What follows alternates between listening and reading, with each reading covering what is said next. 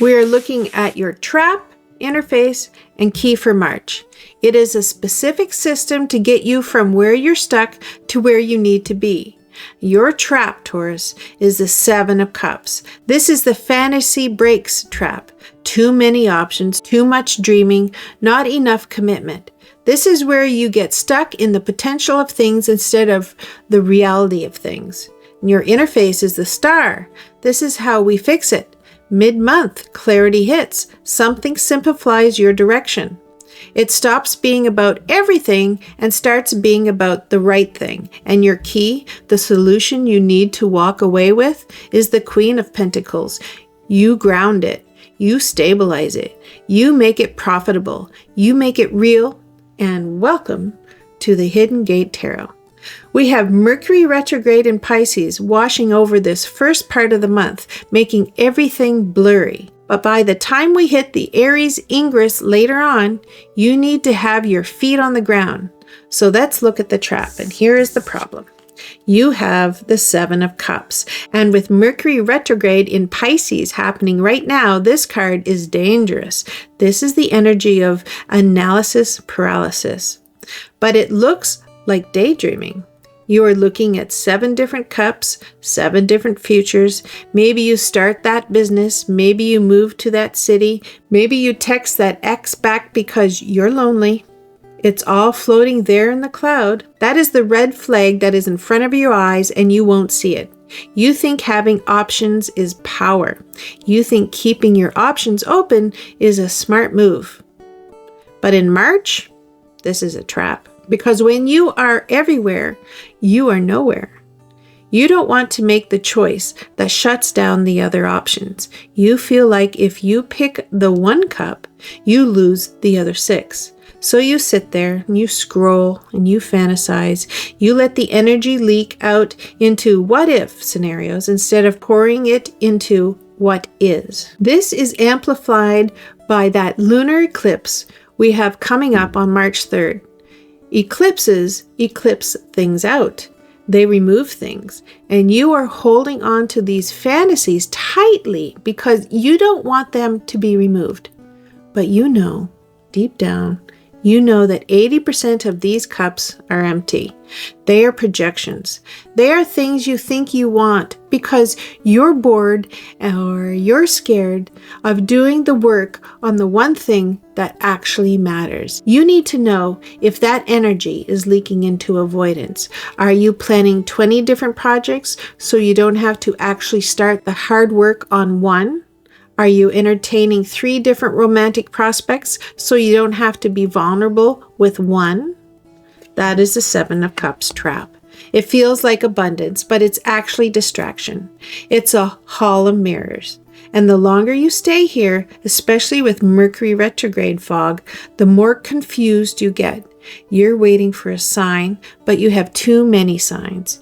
You're overstimulated and undercommitted.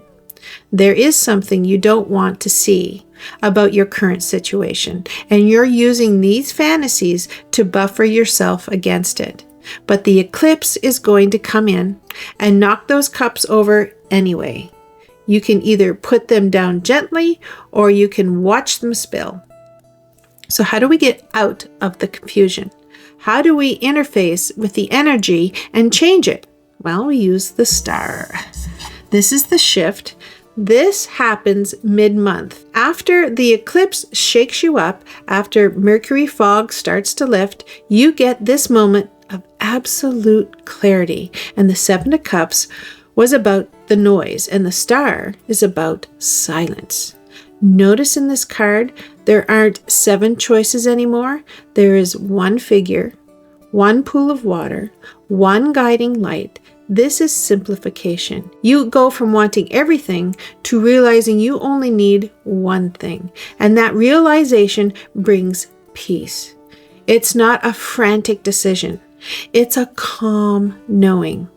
This aligns with the new moon in Pisces around the 19th. This is a reset button for your spirit. You stop fighting the current and you start looking up. The interface here is about healing your perception.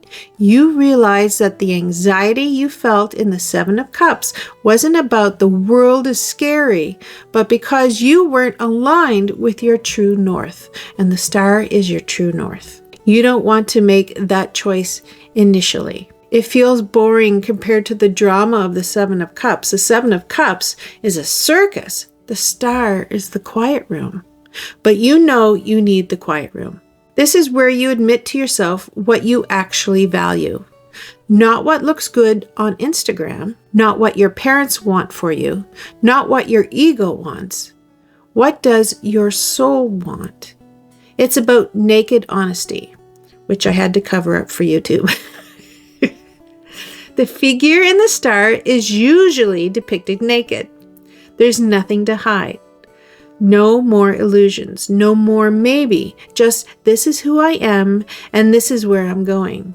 You need to know that this clarity might come after a disagreement. Sometimes the fantasy breaks part of the Seven of Cups hurts. Maybe a deal falls through. Maybe a person shows their true colors, and in the vacuum left behind, the star shines. So don't run from emptiness.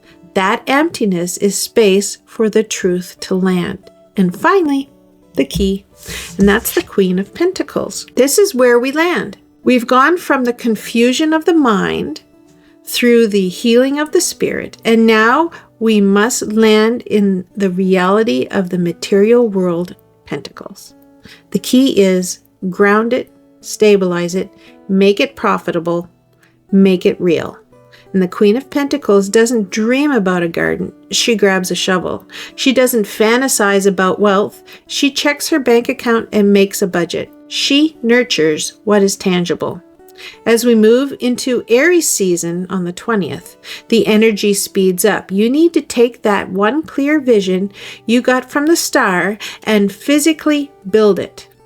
If you had an idea for a business in the Seven of Cups, the Queen of Pentacles says, register the LLC, open the account, get the product. If you had a realization about a relationship in the star, the Queen of Pentacles says, have the conversation, set the boundary, move in together or move out. It has to be tangible. You need to know that this queen is about resources. She protects her energy and her money. She doesn't leak energy into the Seven of Cups. She contains it. She invests it. This is the antidote to the trap. The trap was too many options, and the key is one solid investment. Look at where you are spending your time in March. Is it yielding a return? I don't just mean money. Though, for Taurus, money is always part of the conversation. I mean emotional return, spiritual return. If you are pouring water into a cup with a hole in the bottom, the Queen of Pentacles will cut that off. She is practical. She is the ultimate realist. March is trying to get you to stop living in the potential and start living in the actual. The potential is intoxicating, but you can't eat potential. You can't live in potential. You need the coin in your hand. Man. So your job this month is to nurture the real thing. Ignore the shiny distractions. Water the plant that is actually growing, not the one you wish was growing. This is the progression. You start with the illusion breaking, you move into the clarity of what remains, and you end by building a fortress around the truth. Don't let the retrograde fool you into thinking you're lost. You're not lost. You're just being stripped of what isn't yours, so you can carry what is. March strips away the illusion so you can finally build something solid. This is the work. If this structure made sense to you, please subscribe. I do this work every month. So good luck, Taurus.